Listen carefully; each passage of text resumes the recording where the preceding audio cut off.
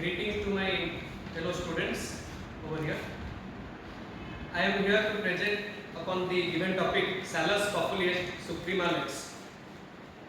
Have you ever thought why this college has been established? Why these municipalities are there to take care of the particular land areas? Why they are maintaining the sanitation facilities? Why they are maintaining the traffic facilities in the cities? And even why the state has been established? What is the basic principle guiding the establishment of these all and certain related aspects? It is Salus Populi Suprema Lex. Salus Populi est Suprema Lex. That is, regard for public welfare is the supreme law, or the welfare of the people is the supreme law. This maxim indicates that individual welfare, individual rights shall be subsided, shall be kept at side when they are in comparison with the public welfare or the public rights. For example, when a person comes in front of a fast train, does the train stop? When a single person comes in front of the fast train, no. But when there is a strike, there is conglomeration of hundreds upon the railway track, does the train stop? Then it stops. Because in the first case, why it does not stop, I am not going into technical aspects. But according to this maxim, it is regard for public welfare is the supreme law. That means if the fast train would stop, it would either go out of track or it would cause public inconvenience. This maxim, according to this maxim, public inconvenience is not to be tolerated in any case.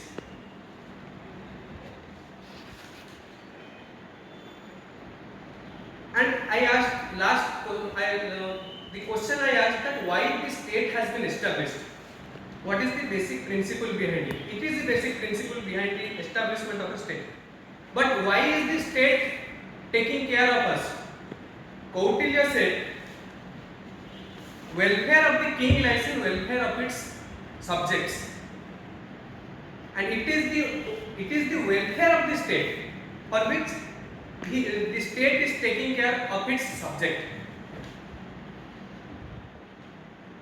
Okay.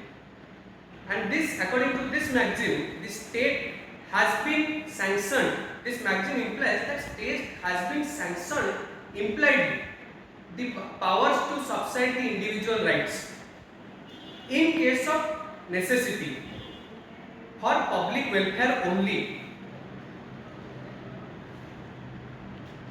Okay, I am telling about the nexus between Constitution of India and this maxim. According to Article 38, which Article 38 Clause 1 that says about establishment of a welfare state, and Clause 2 says,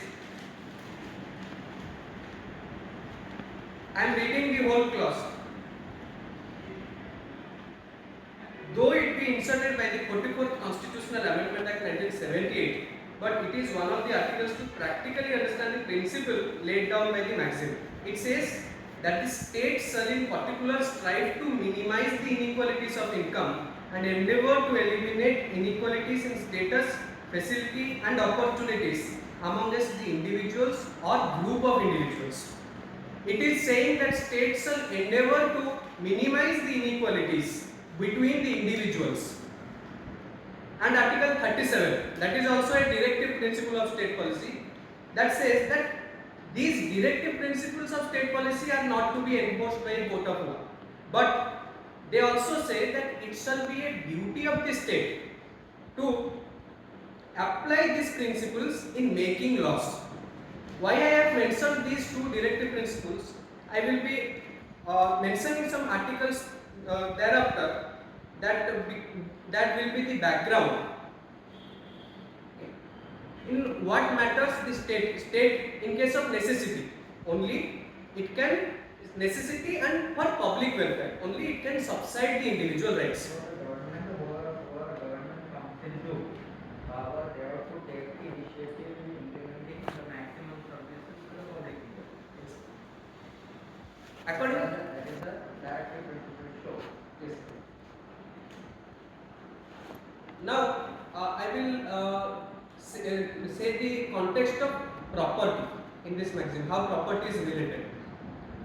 When in the time of Britishers, there was a system called Zamindari system, in which there were three class of people: peasants, Zamindars, and the Britishers.